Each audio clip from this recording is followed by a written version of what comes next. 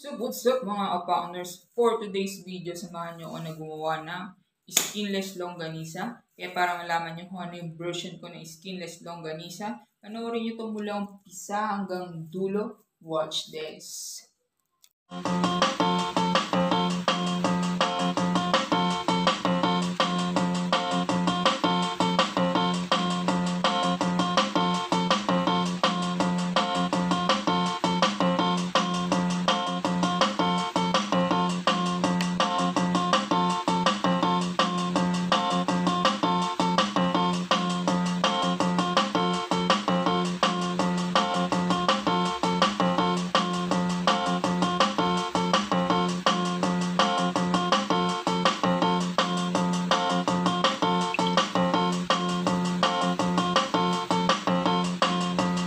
Mga ingredients ng ating skinless longganisa, guys. So, syempre, kailangan natin ng pork giniling.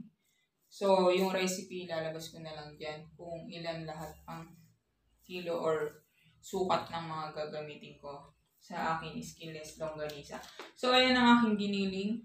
Ako na nagiling yan. So, kung magpapagiling naman kayo sa bibiling giniling, dapat pagiling nyo ng 2 beses para maganda. Or pwede nang isa kung gusto nyo yung may mga chunk kayong nangunguya sa inyong skinless longganisa. So, ayan guys, siyempre kailangan natin ng garlic. Isang buong garlic yan. So, malaki naman yung garlic namin. Ganito kalaki. Yan. Ganito kalaki yung garlic. Isang buong ganito kalaki na iniwa ang garlic namin. And then, siyempre, paprika, anato powder, tapos ang ating pepper, ang ating durog na paminta, syempre sugar, at flour. At syempre kailangan din natin ng oyster. So ayan. So pwede tayo maglagay ng ketchup. Tomato ketchup. Parang di pa alam yung recipe nyo. So ayan guys, simulan na natin. At syempre kailangan natin pala nito. Para madali natin, pipisilin lang natin to, diba? Piping bag, diba? So, kailangan natin nito, piping bag, at syempre kailangan din natin na clear up. So, dito natin babalutin ang ating skinless longganisa. So, pasensya na sa background kung masyadong maingay kasi alam nyo na dahil tabi kaming kalsada, maraming iba't ibang klaseng ingay ang maririnig sa background, diba? So, tara, let's go, simulan na natin ang ating paggawa. So, ayan guys, pagsamasamahin lang natin lahat ng ingredients. Yan. So, yung ginamit kong pork dito guys, wala siyang fats. Kasi, yun nga yung dahilan kung bakit ako yung gumagawa mismo ng homemade skinless namin. Kasi, hindi kami kumakain ng taba-taba. Kaya, yun ang ginagawa ko. Ako na lang yung gumagawa. Kasi, syempre guys, di ba matik naman yan kapag bumili tayo ng skinless or ng longganisa sa mga market, may fats talaga yan. Kasi, yun talaga nagpapa-juicy. So, dahil nga sa amin or sa akin, bawal din yung mga taba-taba ng mga pork or kahit anong fats. So, yan. Ako na yung gumagawa mismo yon ng ating skinless. Kaya yan guys, pagsamasamahin lang natin lahat yan. Tapos, imegus-megus lang natin yan. Nga pala guys, kayo na bahalang mag-adjust ng lasa niyan. Tikman na lang ninyo. Kasi, baga magprito kayong konti. Kasi nga, hindi ako masyado sa lasa or masyado sa alat. Kumbaga, sakto lang para sa amin yung timpla niyan. Kaya kayo na mag-adjust ng lasa ninyo niyan guys. Tapos yan, imekus-mekus lang natin yan hanggang sa mauha natin yung tamang texture at magsama-sama lahat ng ingredients na nilagay natin.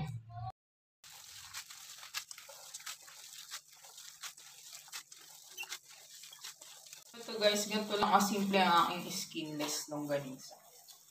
Walang masyadong rekado na ay pampalasa. So, ngayon na bahala kung mag-add kayo ng pampalasa na iba pa na gusto ninyo. Basta sa aming goods na yan. So, yun. Haluin lang natin or i-mix lang natin maigi.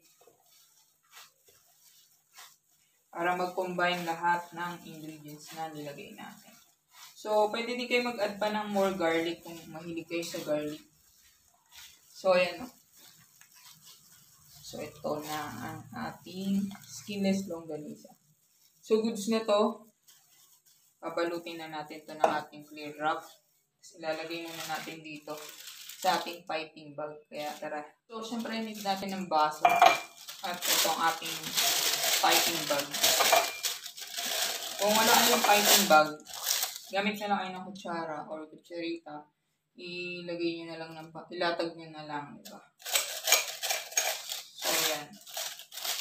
Lagay na natin ang ating skinless longganisa.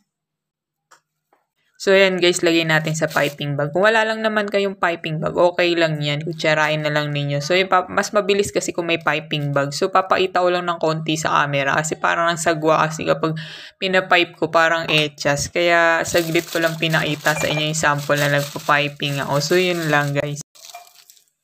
So, ito na. Nasa piping bag na natin. Yan. Simulan na natin to. So, ikakat lang natin ng gunting yung dulo. Tapos, simulan na natin na mag-pipe sa ating clear wrap. So, tara, let's go. So, ito guys ang ating clear wrap. Ayan. Tapos, kuha lang tayo sa pang clear wrap dito. Ayan. So, yan. Lagay lang natin dyan. At pagkatapos, ito yung ating giniling or templadong skinless longganisa. At, ayan, ipisil lang natin dyan. Depende sa inyo kung gaano kalaki, gaano kakapal. Din sa isa, i-roll nyo lang hanggang maging siksik. Ayan, i-roll nyo lang. So, ayan. Meron na kayong skinless longganisa. Meron na tayong skinless longganisa, diba? So, gawin lang natin yan sa lahat hanggang sa matapos natin yan. Alin naman wala kayong piping bag. So, ito, ganito lang. Kuha lang kayo ng isang kutsara. Pagkatapos, ilagay lang ninyo sa inyong clear wrap. Yan. Ilagay nyo. Depende sa inyo kung gaano karami. Diba? Siyempre, generous dapat kasi sa atin naman yan. So, ayan, ganyan lang natin. Yeah. Tapos, ikutin na lang natin. Siksik. Para pag niluto natin siya, siksik. Masarap to guys. Yan, ganyan lang. Oh. Longganisa na. Yan. So, yan. So, yan, ganyan lang. So, yun, ganun lang. Kung wala kayong piping bag, kutsara, isang kutsara, 1 tablespoon, tapos lagay nyo dito sa, clear wrap, tapos ayun, longganisa na. Longganisa na tayo. So, gawin na natin sa lahat yan. Guys, tapos na ang ating skinless longganisa. So, ayan. So, nakagawa tayo ng 26 pieces. Yan, nagawa tayong 26 pieces. So yung giniling naman na to, yung sinulat ko dyan is 1 kilo, diba? Yung recipe na gamit ko. Pero hindi naman, wala tong 1 kilo kasi binawasan ko yun kay Tequila para sa pagkain niya. Pero marami pa rin ako nagawa. Naka 26 pa rin ako. So, ewan ko kung ilang magagawa nyo sa 1 kilo. So, yun. Try nyo na lang to sa bahay ninyo, guys. So, lalagay muna natin to sa ref. Tapos, bukas, iuulam natin tong ating longganisa, guys. So, lagay muna natin sa ating ziplock. Tapos, lalagay natin sa freezer.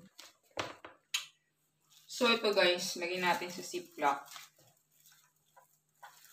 Ang ating 26 pieces na longganisa skinless. So, yan.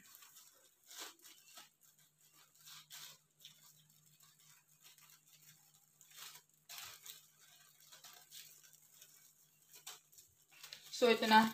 So, ito ay 6 na piraso. Ayan. Naglagay lang ako ng...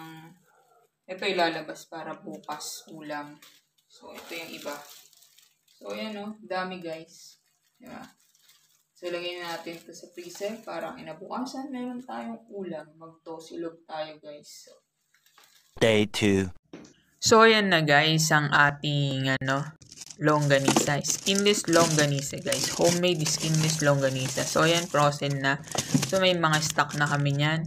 At syempre labas lang natin yung sakto na pang breakfast lang natin ngayong umaga. So gagawa ko ng long silog. Guys.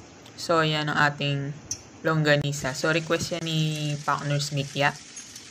Magluto daw ako ng long silog. So yan pang breakfast. So yan naglagay ako ng olive oil konti tapos naglagay ako ng tubig kasi yung longganisa namin walang fats yan. Hindi yan magmamantika. Hindi siya magmamantika na agaya ng mga may taba na longganisa. Diba? So, yan, medyo putla nga yung longganisa natin. Medyo kulang siguro ako sa anato or paprika. Yan yung nagpapakulay dyan. Tapos yung ketchup. So, yan guys. Prituhin lang natin. Natuyo na siya. So, ang gagawin natin yan, syempre, magpa-fried rice. Diyan sa pinagprituhan, diyan ako magpa-fried rice ngayon ng rice. Diba? Ang sarap nun para tayo, may garlic rice. So, ayan na guys. Goods na yan. Pwede na natin to i-plating. Siyempre, gawin nyo na to sa mga bahay ninyo guys. Diba? Ayun na bahala kung gusto nyo may fats. Diba? Kasi yun talaga yung nagpapa-juicy niyan. Kaya kung makikita nyo yung longganisa namin or longganisa ko, para siyang dry. Kasi nga, puro laman talaga yan. So, ang ginagawa ko kasi dyan, parang maging medyo hindi siya madry naman. Nagpapatak ako ng olive oil. Naglalagay ako ng olive oil. Kung napakita niyo sa video eh. Naglagay ako ng olive oil dyan. Para yun yung parang yun na yung fats niya.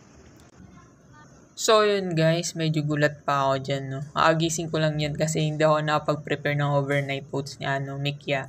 Wala siyang breakfast. Kaya kailangan ko gumising kahit puyat ako. Kaya yan nagluto na ako. Tapos nag-vlog na rin ako. Inaumagahan. Kaya guys gawin nyo na to sa bahay ninyo. At kung di pa kayo nakasubscribe, subscribe na kayo guys. At sa mga nanood mo lang umpisa hanggang dulo, maraming salamat. At syempre huwag nyo kalimutan i-click ang notification bell button para laging update sa mga bagong bidyong ina-upload namin guys. At hanggang sa susunod, salamat. Bye-bye. Ingat guys.